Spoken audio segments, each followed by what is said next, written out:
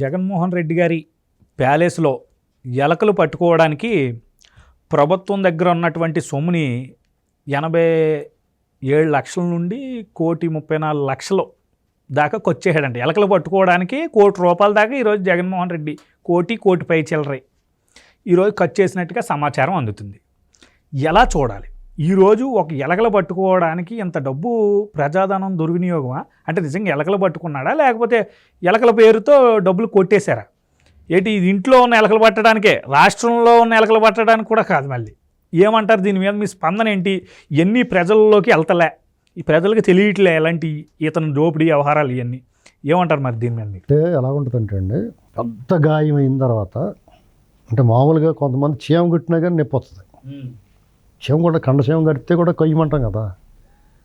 అదే నీకు పాము కరిసిందనుకో, చీమ కరిసినా కానీ నీకు ఏమనిపించదు. అంతే కదా, పాము పెద్దది కదా, విషయం ప్రాణాపాయం కదా. అలాగా ఇతను వేల లక్షల కోట్లు కొట్టేసిన దాని మీద ఇలా కోటిన్నర ఇలా కొట్టేస్తాం కనపడతాం. ఎవరికి ఆనందం ఇది పెద్ద లెక్కలో కూడా తీసుకోరు. కానీ పెద్ద అమౌంట్. ఇప్పుడు చంద్రబాబు గారు అయితే వదిలే పోనే అనుకుంటున్నాడు. ఇప్పుడు 1,30,00,000 అంటే తక్కువ అమౌంట్ కాదు. అది కూడా ఎలకలు పట్టడానికి ఆడుకో సజ్జల రామకృష్ణారెడ్డికి ఆడుకో కాంట్రాక్ట్ ఇచ్చి ఉంటాడు. వేరే వాడికి ఎవడ ఇచ్చుకుంటూ ఆడి పేరు ఆడి తీసుకుని ఉంటాడు. అక్కడ ఎలకలే ఉంటాయి. అంత పకడ్బందీగా కట్టిన తర్వాత ఎలకలు ఎందుకు ఉంటాయి అక్కడ? అంత పకడ్బందీగా గాలి దూరకుండా చీమల దూరం చిట్టడివి కాకుల దూరం కారడివి అన్నట్టు చుట్టూరు అంత పకడ్బందీ కట్టేశారు. అందులోకి మామూలు చీమలే లేవు, అటువంటి ఎలకలు ఎందుకు వస్తాయి? కానీ అదొక పెట్టుకుని ఆ ప్రొవిజన్ ఉంది వాళ్ళకి.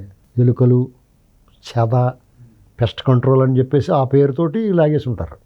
పెస్ట్ కంట్రోల్ అంటారు దాన్ని, మంచి పదం వాడతారు. పెస్ట్ కంట్రోల్ అనేసి ఆ పేరుతో డబ్బులు అంటే ప్రభుత్వం నుంచి ఏ రూపంలో లాగగలమో ఆ రూపంలో లాగేశారన్నమాట. అంటే వీళ్ళు నాకు ఎందుకు బాధ వస్తుందంటే, ఇలాంటి బందిపోటు దొంగలకి అభిమానులు ఉండటం ఏంటి? వీళ్ళకి మళ్ళీ అభిమానులు. ఇతని కోసం మాట్లాడేవాళ్ళు, ఇతను మళ్ళీ రావాలి కావాలి అనుకునేవాళ్ళు. నేను అందుకని చెప్తున్నాను, ఎందుకంటే ఆ రోగం అది. జగన్మోహన్ రెడ్డి రావాలి కావాలి అనుకున్నవాడికి రోగం అది. ఆ భావన ఏదైతే ఉందో అది రోగం అనమాట, ఆ వైరస్. ఆ వైరస్ వచ్చిన వాళ్ళు ఉన్నారు ఇంకా ఆంధ్రప్రదేశ్లో, హైదరాబాద్లో ఉన్నారు, ఆంధ్రప్రదేశ్లో ఉన్నారు, అనేక చోట్ల ఉన్నారు, మాట్లాడుతున్నారు వాళ్ళ గురించి. ఇప్పుడు ఇందులో ఎవడన్నా స్వార్థం, వ్యక్తిగత స్వార్థం ఉన్నదానికి అది వేరే కదా. లేదా కులద్వేషం, కులాభిమానం ఇలాంటివి ఏమన్నా పక్కన పెట్టాలి. అంతేగాని ఇలాంటివి ఏమీ లేకుండా కూడా అతను కావాలని కోరుకుంటారు. అనవసరంగా ఎదరోళ్ళ మీద బురద వేస్తూ ఉంటారు. వేరే పార్టీ విశ్లేషకులు ముసుగుల్లో మాట్లాడతారు మళ్ళీ. అంటే ఇతను ఇంత నీచంగా, అంటే పరిపాలన విషయంలో దద్దమ్మ పరిపాలన చేశాడు. అతను డబ్బులు దొంగలించడంలో తెలివితేటలు చూపించాడు. విజయవంతంగా దోచుకున్నాడు. విజయవంతంగా దోచుకుని అనేక తప్పుడు పనులు చేసి ఎదట వాళ్ళ మీద బురద చల్లగలిగాడు. అంతవరకు విజయవంతం అయ్యాడు. కానీ తాను ఒకటి తలిస్తే దయ్యం ఒకటి తలుస్తుంది కదా. అతను ఈ అభ్యర్థులను పరిచయం చేస్తా, ఇతను సౌమ్యుడు, సహృదయుడు, ఆర్థికంగా అంతంత మాత్రం అంట మాట్లాడేవాడు. ఒక్కొక్కరి గురించి పరిచయం చేస్తా. విజయసాయి రెడ్డి గురించి కూడా అలా. ఆయన చెప్పాల్సింది ఏంటంటే, మామూలుగా ధైర్యంగా చెప్పాలి. జగన్మోహన్ రెడ్డి పులి సింహం అంటున్నారు కదా, అతను చెప్పొచ్చు. ఎందుకు చెప్పొచ్చు అంటే, అతను లక్షల కోట్లు కొట్టేశాడు. అందులో 43,000 కోట్లు ఎస్టాబ్లిష్ చేశారు ఈడీ, సిబిఐ వాళ్ళు. 16 నెలలు జైల్లో ఉన్నాడు. 17-18 కేసులు ఉన్నాయి, సిబిఐ, ఈడీ కేసులు. వాటి మీద బెయిల్ మీద తిరుగుతున్నాడు. జనాలకు అందరికీ తెలుసు కదా, తెలిసే ఓట్లు వేశారు కదా. కోడికత్తి ఇది ఊరికే డ్రామా అని తెలిసి కూడా ఓటేశారు. వాళ్ళ బాబాని వీళ్ళే మట్టు పెట్టేయారని తెలిసి కూడా ఓటేశారు. ఇతను చెప్పి అన్ని అబద్ధాలని తెలిసి కూడా ఓటేశారు, వేశారు కదా. ఏ కారణం చేతనే కానీ. అప్పుడు ఇతను వాళ్ళ గురించి ఇలాంటి అబద్ధాలు మాట్లాడకూడదు. అతను ఏం చెప్పాలి? విజయసాయి రెడ్డి ఉన్నాడు అనుకో, ఇతను శృంగార పురుషుడు, కనిపించిన చీరల్లా చింపేస్తాడు, కనిపించిన భూమల్లా కొట్టేస్తాడు, చూడటానికి ఇలా తెల్లగడ్డ వేసుకుని ఉన్నాడు కానీ అన్నవరం కొండ మీద ఉండాల్సినోడు, టక్ చేసుకుని కనపడినా కానీ సూట్ వేసుకున్న కేటుగాడు, నేను నా దొంగతనాల్లో ఇతను బుణంత సాయం చేశాడు కాబట్టి ఇతనికి మీరు ఓటేయండి, ఇలాగ అడగాల. అది దొమ్మంటే అలా అడుగుంటే ఎక్కువ ఓట్లు పడతాయి. ఇప్పుడు దొంగల్లో కూడా నిజాయితీ, బ్యాడ్లో గుడ్ అనమాట. ఆ నిజాయితీ. ఇప్పుడు సపోజు ఇంకోటి పెద్దిరెడ్డి ఉన్నాడు అనుకో, మీకు ఏం అనుమానం లేదు, మొత్తం మీకు వ్యవసాయం చేసుకుని సమస్య కానీ, మీ ఇళ్ళకి పన్ను కట్టుకుని సమస్య కానీ ఏమి లేకుండా చేస్తాడు, అన్నీ అతను తీసేసుకుని అతనే కట్టుకుంటాడు. మీరు వచ్చి ఉన్నందుకు ఎంత కొంత ఇద్దరు కానీ ఇలా చెప్పాలా కదా. మ్మ్.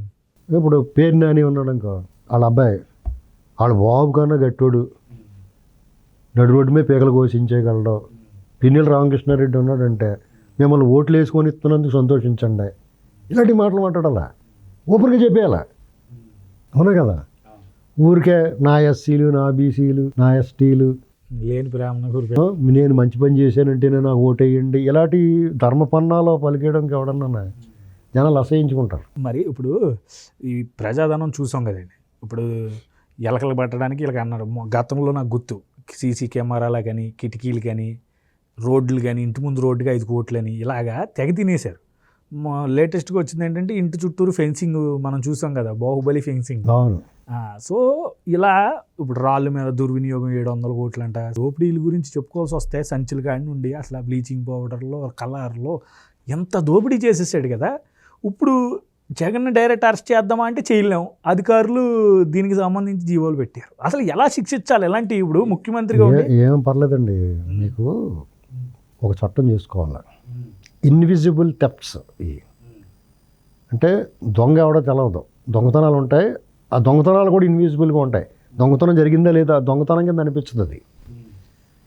ఇప్పుడు కోడెల శివప్రసాద్ గారు ఫర్నిచర్ గురించి 2 లక్షల రూపాయల ఫర్నిచర్ గురించి వాళ్ళు నోటుకు వచ్చినట్టు మాట్లాడారు. నువ్వు పట్టుకుంటారా బాబు, లేదా డబ్బులు చెప్పండి ఎంత ఇస్తారని ఆయన మర్యాదగా ఎన్నికలు అయిపోయిన వారం రోజుల లోపల పెట్టాడు లెటర్. ఆయన లెటర్ ఇచ్చిన 3 వారాల తర్వాత ఆయన మీద కేసు పెట్టారు. ఆయన చెప్పకపోతే పట్టించుకోపోతారు. ఆయన అంతటా ఆయన ధర్మంగా నిజాయితీగా ఆయన చావు కారకులు అయ్యారు వీళ్ళు. ఎందుకంటే ఆయన దుస్సాహసం చేస్తారేమో అని వంకబడి ఎంత దారుణంగా మాట్లాడారండి. చాలా తప్పది. మరి ఈ సిగ్గుందా? ఫర్నిచర్ పెట్టుకుని పడేస్తాం, డబ్బులు పాడేస్తాం, డబ్బులు ఎంతో చెప్పండి అన్నవాడు ఇంకా సిగ్గు లేకుండా ఇచ్చాడా? వాళ్ళు చెప్పాలా నీకు తెలదా నువ్వు పెట్టుకున్నవాడు? ఇంకేవ్వలేదు, డబ్బులు ఇవ్వలేదు. అలాగా స్వామి, వాళ్ళు ఎంత ఇవ్వాలో వాళ్ళు చెప్పాలా? నీకు తెలదా? నీకు పెట్టుకున్నవాడికి ఎవడో వాడికి వేసుకోను. ఇన్ని దొంగ లెక్కలేసి అంత డబ్బు దొబ్బేసి నీకు దగ్గర లెక్కలేసి కూడా ఉండడా? లేదా అదంతా ప్యాకింగ్ చేసి పంపించేయాలి కదా. ఈ ప్రభుత్వం కూడా ఏం చేయాలంటే నీకు అంత సీన్ లేదా, ఎలా ఒక పులివెందుల ఎమ్మెల్యే నీకు అంత సీన్ ఏముంది, మాజీ ముఖ్యమంత్రి నీకు ఎంత ఉండాలో అంత ఉండొచ్చు, మిగతా సెక్యూరిటీ తీసేయాలా? అసలు నీ కోటగోళ్ళ కింద గట్ట ఇదంతా ఏంటో నువ్వు ఏం చేస్తున్నావురా లోపల అని అడగాల. ఇప్పుడు నీకు ఇంత సెక్యూరిటీ ఉంది, నీకు ఎవరితో థ్రెట్ ఉంది, నువ్వు అంతర్జాతీయంగా డ్రగ్స్ వ్యాపారం చేస్తున్నావు, drug mafia, human trafficking, women trafficking, child abuse, child trafficking, వాళ్ళకి మాఫియా లీడర్స్కే ఒక థ్రెట్ ఉంటుంది, వాళ్ళకి ఎంత సెక్యూరిటీ అవసరం ఉంటుంది. ఇప్పుడు నువ్వేమో 14-15 ఏళ్ళు చంద్రబాబు గారి లాగా ముఖ్యమంత్రి చేసావా, లేకపోతే నీకు ఏదన్నా ఉగ్రవాదులు తీవ్రవాదులతో నీకు ఏమైనా ఇబ్బంది ఉందా, లేకపోతే ఘటనలో ఏమైనా ఇన్సిడెంట్లు జరిగినాయా, ఇలాంటి బేస్ చేసుకుని చంద్రబాబు గారికి లేకపోతే ప్రధానమంత్రి వాళ్ళ స్థాయిలో ఉన్న వాళ్ళకి సెక్యూరిటీ ఉంటుంది. నీ ముఖానికి నీతో మాట్లాడడానికి ఇష్టపడ్డా ఎవడన్నాయి, నువ్వు మైకెట్టుకుని మాట్లాడితే మీటింగ్ నుంచి పారిపోతారో, అటువంటి నేను చంపడానికో లేకపోతే నీ మీద దాడి చేయడానికి కూడా చేతులు ఎవడికొస్తాయి? అసహించుకుని గొంగళపూరిని ఎవడన్నా ముట్టుకుంటాడా? దూరంగా పోడా. ఇప్పుడు జలగలవి ఉంటాయి కదా, జలగ ఎంత ఇబ్రకం వచ్చేస్తుంది దాన్ని ముట్టుకోవడానికి. జలగ ఉంటుంది తెలుసా నీకు? జలగ అంటేనే చెరువుల్లో గట్ట ఉంటే బురద దాంట్లో పట్టేసుకుంటే కాళ్ళు రక్తం పీల్చేస్తే అలాంటి ఇతను దాన్ని ముట్టుకుంటే మెత్తగా వాడి జారిపోయి సిరాకు వచ్చేద్ది మనకి. ఆ సుట్టండి ఇస్తారు దాన్ని తపాలను వదిలేద్ది. అలాంటి వాడు ఇతను జోలికి ఎవడొస్తాడో. వీళ్ళు ప్రభుత్వం ఒక కమిషన్ వేయాలా, ఒక విచారణ కమిటీని వేసి అసలు ఏం చేస్తున్నారు వీళ్ళు లోపల. మొన్న మధ్యన ఎలక్షన్ల ముందు కొన్ని కంటైనర్లు వెళ్ళినాయి, ఆ కంటైనర్లో ఏం వచ్చింది, లేకపోతే ఏం వెళ్ళింది, ఎక్కడికి వెళ్ళింది, అందులో ఏమున్నాయి అసలు అనే దాని మీద ఎంక్వైరీ చేయాలి కదా. ఇవన్నీ నేను అన్నీ జరుగుతాయి అనుకుంటున్నాను, ఎందుకంటే వదలరాళ్ళు ఇప్పుడు ఇతను. కానీ నా డౌట్ ఏంటంటే ఇప్పుడు అధికారులు సంతకాలు పెట్టారు వీటిలన్నిటికి, ఏమన్నా పట్టుకోవాల్సి వస్తే అధికారులను వాళ్ళు పట్టుకోవాలి. కానీ అధికారులు ఏముంది ఇక్కడ కానీ మళ్ళీ వేరే దుక్కుకి ట్రాన్స్ఫర్ అయిపోతున్నారో వీళ్ళు తప్పించుకు తిరుగుతున్నారు. వీళ్ళు ఫోన్లే అని వీళ్ళకి ఎందుకు వీళ్ళని ఏం చేస్తాం, జగన్ చెప్పింది కదా, మేము జగన్ చేసాడు కదా అని ఇప్పుడు వచ్చిన పాలకులు లైట్ తీసుకుంటారు. ఇతని అధికారులు తప్పించుకుంటున్నారో అసలు మెయిన్ తిన్న ఇలాంటి వాళ్ళు కూడా సేవ్ అవుతుంది. ఈసారి తప్పించుకోలేరు. నీకు నేను కూడా చెప్తున్నాను, నేను వీళ్ళు అధికారులు తప్పు చేసినా, వీళ్ళు తప్పు చేసినా, ఎవరు తప్పు చేసినా దానికి వీళ్ళకి ఇప్పుడు మామూలుగా అయితే వదిలేద్దరేమో. ఈ స్టేట్ ఉన్న ఫైనాన్షియల్ క్రైసిస్లో వదలరు, ఏమన్నా ఒక్క రూపాయి కూడా వదలరా. అర్థమైంది నీకు?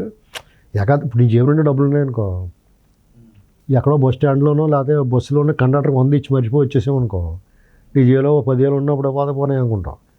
నీ జేబులో ఇంకా 10 రూపాయలు ఉందని ఏం చేస్తావు?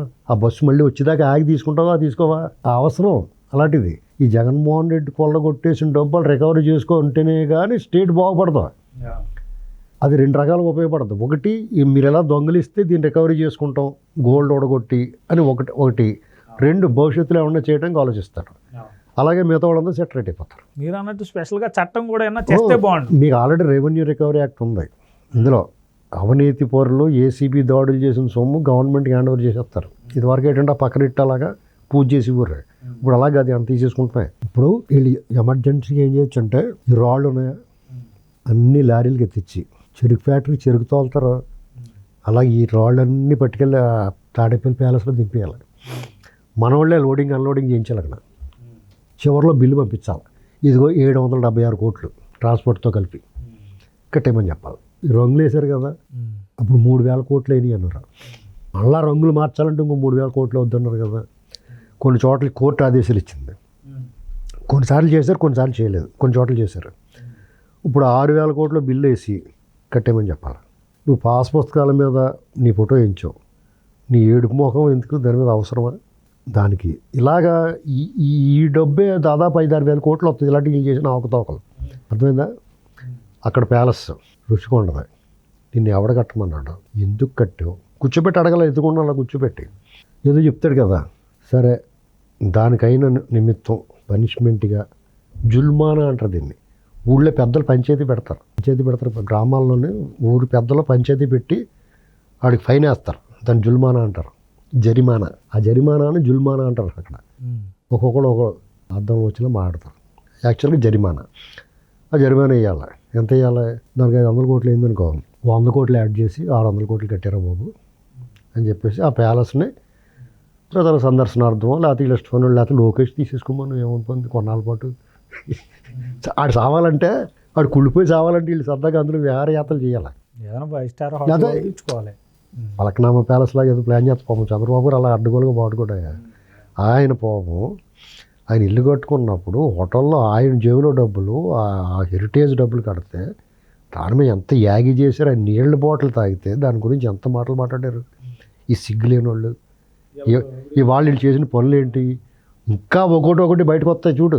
వాళ్ళు రాయలేమేమో మళ్ళీ లిస్టు చదవడానికి రోజు పడుతుంది. ఎలుకలు వంకర అన్నారు. ఎలకల మీద వాళ్ళు ఇదివరకు ఎలకలు మందు తాగేసి నేను చెప్పారు, గుర్తుందా నీకు? గుర్తుంది. ఎంత స్కాము ఆ లెక్కరా, ఎంత దారుణం అంటే అసలు ప్రభుత్వం జీతగాళ్ళు, ప్రభుత్వం షాపులు, ప్రభుత్వం కడుతుంది రెంటో, ప్రభుత్వం జీతం ఎత్తుంది అందులో పనిచేసే వాళ్ళకి, ప్రభుత్వం తరపున మనుషులు చూస్తారు, కాపలా కాస్తారు. అక్కడ ఏళ్ళ సరుకు అమ్మేసుకుంటే పచ్చిగానే ఏంటి సాంబార్ రసం పెళ్ళిళ్ళలో గట్రా భోజనాలు పెట్టి గట్రా సాంబార్ రసం అక్కడి నుంచి వంటకాన్ని తెచ్చి డైరెక్ట్ కొట్టిచ్చేస్తారు కదా. అలాగా తయారైనట్టు పోసేసారు జనాలకి. విషం తాగినట్టే. అది దానికి అలవాటు పడిపోయి మద్యపానానికి ఆ వ్యసనానికి బానిసలు అయిపోయి పాపం అది దొరకకపోతే కరోనా టైంలో చూడు పిచ్చెక్కిపోయారు. ఇలాగ ప్రజల బలహీనతల్ని, వాళ్ళు అతని మీద పెట్టుకున్న అభిమానాన్ని, వాడు ఇచ్చిన అవకాశాన్ని దోపిడీ కింద వాడిన అతన్ని అసలు క్షమించకూడదు. ఇతని దగ్గర అతను కొట్టకూడదు, తిట్టకూడదు. అతను ఏం కావాలో డబ్బు లాగేద్దాం అనుకున్నాడు. ఆ డబ్బు లాగేయాలి అతని దగ్గర నుంచి. అంత అతనికి శిక్ష, అతను బాధపడాలి. అతను నువ్వు ఎన్ని తిట్టి సిగ్గులేదు, నేను ఎన్నిసార్లు తిడతాను నీ మొఖానికి సిగ్గులేదని. 400,000 మంది తిడుతున్నారు. ఆ మొఖానికి సిగ్గులేదు. నువ్వేం చేయాలంటే నువ్వు దొబ్బేసిన డబ్బులు కట్టేరా. నీకు ఇదివరకట్లాగా కోర్టు 10 ఏళ్ళ పాటు బెయిల్ ఇచ్చి తిప్పినాడు ఊరుకో, మేము డబ్బు కట్టేసి కదలరా నువ్వు అని చెప్పాలా. అది ఆ పని చేయాలి.